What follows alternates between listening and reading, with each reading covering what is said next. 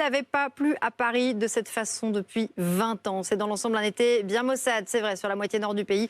Même si cela va, paraît-il, s'arranger dans les jours à venir. On va voir ça avec nos invités. Patrick Marlière, météorologue, directeur d'Agathe Météo. Bonsoir. Bonsoir. Et conséquence de ce mauvais temps, eh bien, ça favorise les petits virus auxquels nous sommes habitués, plutôt les rhumes, les angines. Bonsoir Hugo Cohen, médecin généraliste à Paris, et merci d'être avec nous. D'abord, Patrick Marlière, je me tourne vers vous. Il y a ce record de pluie battu sur le mois de juillet, c'est cela à Paris ? Oui, et sur d'autres régions aussi, hein, sur les Hauts-de-France, pas mal de villes ont vu des records de précipitations comme on n'avait effectivement pas vu depuis 20 ans. C'est vrai que c'est assez spectaculaire. Alors, ce sont des valeurs qui sont à prendre aussi avec considération parce que elles sont parfois associées aux fortes pluies d'orage. Je prends l'exemple autour de la mi-juillet, sous les orages, il est tombé quasiment 15 jours de pluie en quelques minutes. Donc, il faut relativiser ces valeurs de précipitation. Mais oui, les chiffres sont là. Quand on compare aux statistiques et à l'historique, évidemment, il n'avait pas tombé de telles quantités de pluie sur la moitié nord du pays depuis une bonne vingtaine d'années. Mais est-ce qu'à la fois en termes de précipitation, en termes de température, c'est un été hors norme, ou bien on a tellement pris l'habitude des étés caniculaires que voilà, qu'on est surpris finalement par un été normal ? Vous avez parfaitement résumé, hein, effectivement.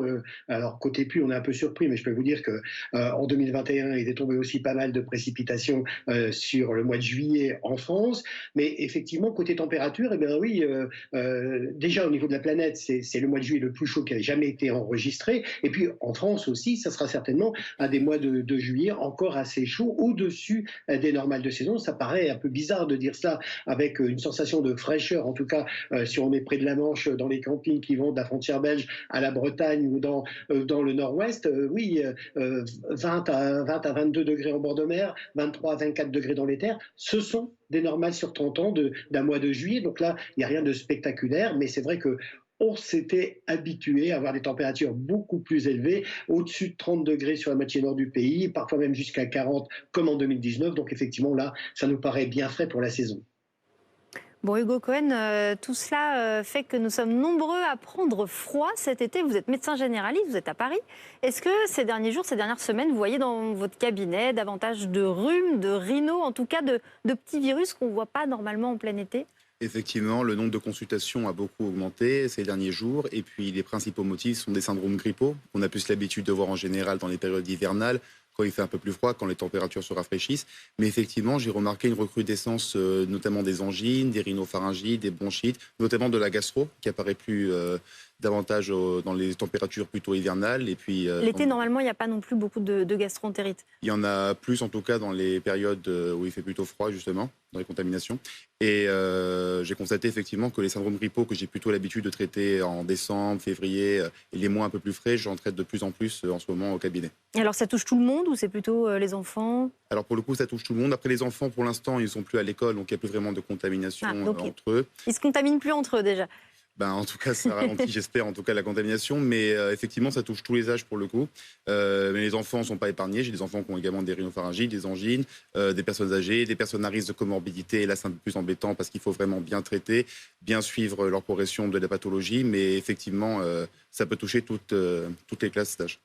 Bon, est-ce que les températures vont remonter, Patrick Marlière ? Est-ce que tout cela va s'arranger ? Oui, alors ça, on termine avec que des bonnes nouvelles, hein, parce que effectivement beaucoup de pluie, mais ça a limité sur la moitié nord du pays, dans le sud-ouest, le risque de feu de forêt, alors qu'il est très présent encore près de la Méditerranée. Et puis l'autre élément positif, effectivement, dans les prévisions météo, c'est ce qui nous attend en début de semaine prochaine. À partir de mercredi, jeudi, les températures vont considérablement remonter, hein. On sera plus de 25 degrés sur le nord, entre 25 et 28 degrés même, plus de 30 degrés sur le reste du pays, et ça va durer encore une bonne dizaine de jours derrière. Il y aura peut-être une tendance orageuse dans la journée de jeudi, mais ensuite, on va retrouver un temps très ensoleillé avec des températures très estivales pour une bonne dizaine de jours. Donc, l'été n'est pas terminé. Bon, cela va s'arranger, mais alors si on se remet à avoir très chaud, est-ce que c'est forcément une bonne chose pour éviter ces virus ? Le problème, justement, au fait que la chaleur va remonter, il y a deux facteurs en plus à prendre en compte qui pourraient favoriser le développement de ces virus respiratoires. Donc, d'une part, la climatisation, alors non pas dans le fait que ça va permettre de transmettre les gouttelettes et donc de contaminer d'autres personnes, mais du fait que le corps va se réchauffer, va se refroidir, excusez-moi, et donc du coup, ça va assécher les muqueuses et ça rend le corps plus vulnérable à attraper certaines infections. C'est plutôt la ventilation qui d'ailleurs a été contre-indiquée en collectivité depuis le Covid, parce que la ventilation, pour le coup, dans une pièce notamment qui est fermée, qui n'est pas aérée, où il y a une grande densité de population, ça va vraiment diffuser un maximum de gouttelettes et risquer de contaminer plusieurs personnes et de créer de différents clusters de différentes pathologies hivernales. Ah, donc le problème de la climatisation, c'est surtout qu'elle transmet, qu'elle transporte les virus? Non, la climatisation, c'est le problème, c'est que ça rafraîchit le corps, donc assèche certaines muqueuses et donc favorise l'apparition d'infections en fragilisant un petit peu le système immunitaire. Et les chauds froids, alors, quand on passe de l'intérieur rafraîchi à l'extérieur parfois beaucoup plus chaud, est-ce que ça aussi c'est un facteur? Ça peut être un facteur effectivement favorisant l'apparition de certaines infections. Bon, alors qu'est-ce qu'on fait pour éviter ces infections pendant l'été? Quels peuvent être les bons conseils? Les bons conseils, c'est un peu ceux qu'on adopte en hiver, c'est-à-dire se laver les mains souvent, tousser dans sa manche.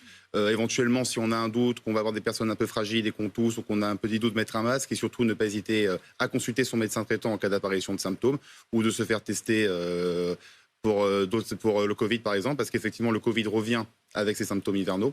Donc le plus important, le message, c'est vraiment de consulter le médecin traitant en cas d'apparition de symptômes et d'adopter les gestes barrières qu'on a adaptés pendant 2 ans, pendant la période du Covid. D'accord. On parle bien de pathologies qui sont virales, qui se transmettent cet été. C'est pas juste on prend un petit peu froid, on est en train de se transmettre on est en train de se transmettre des virus. Est-ce que le contexte de vacances aussi peut le favoriser quand on se réunit en famille, lorsqu'on retrouve les copains, etc. Est-ce qu'aussi on a des contacts qu'on n'a pas forcément en dehors des vacances? Tout dépend encore une fois du contexte. C'est dans un endroit qui est fermé, qui est en plus aéré par un ventilateur et qui permet justement la diffusion de gouttelettes et donc qui peut favoriser le développement des virus et la transmission de virus. On a plus de chances de se contaminer que si par exemple on est dans un endroit avec des fenêtres ouvertes ou en terrasse où là effectivement avec l'air et le contexte qui fait qu'on se contamine moins et qu'il y a moins de diffusion de virus. On va refaire un dernier point un petit peu plus météorologique avec Patrick Marlière. On l'a dit, beaucoup de pluie cet été, en particulier à Paris. Il y a eu aussi cette sécheresse qui est toujours d'actualité sur le sud de la France. On ne sait plus trop où on en est finalement. Est-ce qu'on manque d'eau ou est-ce qu'on manque pas d'eau? Mais oui, on manque d'eau et ce qui paraît paradoxal, même dans des départements qui ont été très, très arrosés. Je prends l'exemple du nord de la France. On a un petit secteur donc au sud de Dunkerque avec le fleuve de l'Isère. Dans ce bassin versant, eh bien, on a accentué les restrictions d'arrosage. Vous imaginez, vous dites ça, on vous rit presque au nez, mais effectivement, la situation n'est pas vraiment arrangée dans les nappes phréatiques parce que ces pluies que je vous précisais très conséquentes par moment, donc en quelques minutes, eh bien, ce sont des pluies pas forcément très utiles pour les nappes phréatiques qui se ressourcent non pas avec quelques passages pluvieux, mais lorsqu'il pleut pendant des mois. Et là, il y avait des pluies qui étaient très manquantes depuis plusieurs mois. Là, les pluies qu'elles tombent, elles sont très abondantes en quelques minutes, voire quelques heures. Et évidemment, elles ruissellent, s'évacuent et ne rentrent pas dans les nappes phréatiques. Donc, ce n'est pas forcément des pluies utiles. Puis la sécheresse qui perdure autour de la Méditerranée. Et on est un peu inquiet pour ce qui va nous attendre dans les 3 semaines ou le mois à venir, en tout cas dans le sud de la France, dans le sud-est et autour de la Méditerranée, car sur ces secteurs, il ne pleut pas, il ne pleuvra pas jusqu'en début de semaine prochaine. Ensuite, le temps redevient sec, ensoleillé et très chaud, donc les risques de feux de forêt qui vont être associés à cela seront encore plus importants. Donc oui, on va encore en avoir une fin du mois d'août qu'il nous faudra se montrer extrêmement vigilant.